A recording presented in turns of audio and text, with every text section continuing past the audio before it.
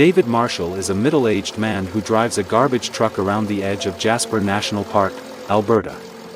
Every morning, he drives his old garbage truck to the northern landfill to collect and process residential trash. That day, as he was opening the rear wiper, he heard a slight noise coming from the vacant lot. The sound was like a faint growl, but it seemed to be from a wounded animal. David turned his head and saw a small, matted furred creature burying its head in the pile of plastic trash. At first he thought it was a stray dog, but as he got closer, he was shocked to realize it was a bear cub. The small bear had dark brown fur, was skinny, and was scratched all over, and was trying to tear open a dirty plastic bag. It licked the plastic bag as if it were starving. Its eyes were dark and wet with despair. David was stunned, his heart pounding, and immediately took a few steps back, afraid that the mother bear was nearby. Looking closely, he realized that the bear was completely alone, and no longer able to defend itself. Without hesitation, he picked up the phone and called the Jasper Ranger Station, reporting the emergency. His voice was urgent. "I found an abandoned bear cub, weak and eating trash."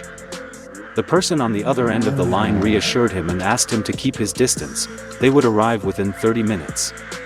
David stood next to the car, constantly observing the bear, both afraid and loving it like a child who had lost its mother. The bear looked at him one last time, then it lowered its head into the cold, wet plastic and did not move again. Exactly half an hour later, the Rangers' green rescue vehicle appeared with two people in thick uniforms. They were veteran Ranger Aidan Brooks and his young colleague Noah Chen, part of the Jasper Rescue Force. David waved loudly, pointing to the bear lying motionless among the trash and twisted tin cans.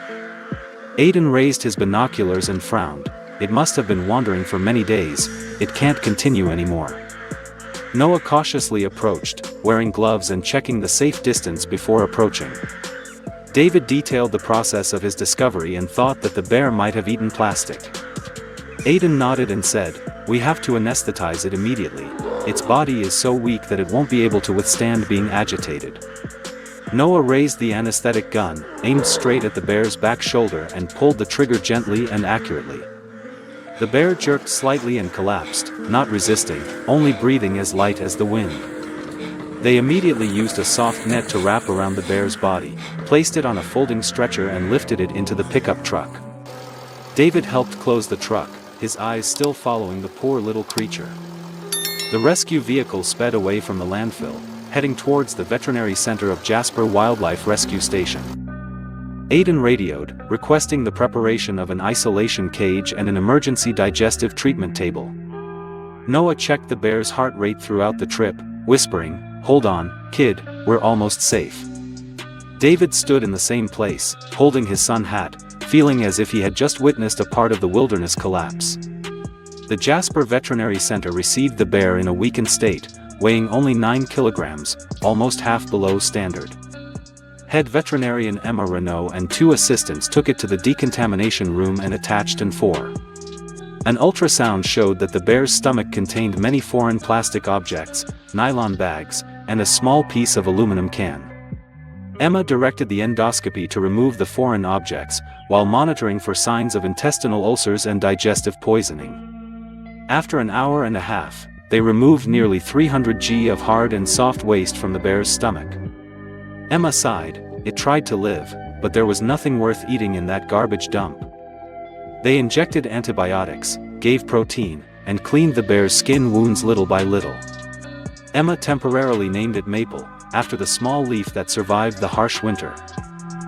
On the first day, she lay still, eyes half closed, reacting slightly when someone approached. Emma allowed her to be hand-fed, soft steamed meat and pureed rice porridge supplemented with digestive enzymes. On the third day, Maple could stand up by herself, take a few steps in the cage, then lie down to rest. The hair on her shoulders and back that had been sore began to grow back, although not evenly, but the signs were very good. Noah stopped by every afternoon, always bringing fresh blueberries to train the bear's hunting reflexes. Aidan quietly noted in his notebook, "Reacts faster to sounds, no longer afraid of people." After a week, Maple's weight increased by more than 11 kilograms, and the muscles in her legs were slightly firmer. The vet measured her blood pressure and recorded a miraculous recovery, almost no internal complications. Emma said, "If she continues to recover like this, she can be transferred to a semi-wild cage in 3 weeks." Maple began climbing logs to exercise, even growling softly when she heard loud noises outside. Visitors to the center were able to watch the little bear's recovery journey through a live stream. The story of Maple from the dump went viral on social media, causing a rapid increase in support. David also appeared in an interview video, saying, "I just did what I had to do." No one expected that the skinny bear who once ate plastic would become so strong in love. In the 4th week, Maple was thoroughly examined. Blood, digestion, bones and joints, all showed stable results. One spring morning, Maple was placed in a transport cage and taken to a large semi-wild enclosure. The door opened, he hesitated for a few seconds, then slowly stepped onto the green grass. For the first time in many days, he smelled the damp soil and heard the birds singing in the forest. Maple rolled down to the ground, scratching his claws on the tree trunk as if marking his first territory. The enclosure was designed to simulate the natural environment.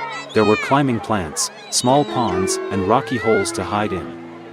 From afar, visitors watched Maple through safety glass, hearing stories about her extraordinary journey of survival. The children were stunned when they saw the image of the bear when it was first rescued, only skin and bones. David came to visit, stood outside the enclosure and softly called, "Maple." The bear raised its head, tilted its ear as if remembering. Aiden and Noah stood by, proud that a life had been given a second chance.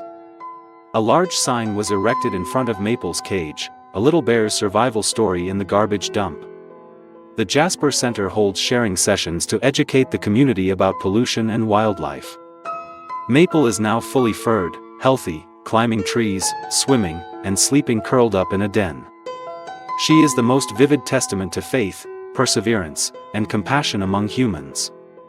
The little bear that once whimpered by the garbage pile is now a new soul in the vast Alberta forest. David still drives the garbage truck every day, but his eyes are always searching the forest as if hoping for a miracle. Maple lives well in a semi-wild cage, still lying looking toward the gate every afternoon. Canadian television made a report about her, calling it an orphaned bear's second story. Not all animals are saved, but Maple was lucky enough to meet kind people. And so, that little life continued, under the green pines of Jasper.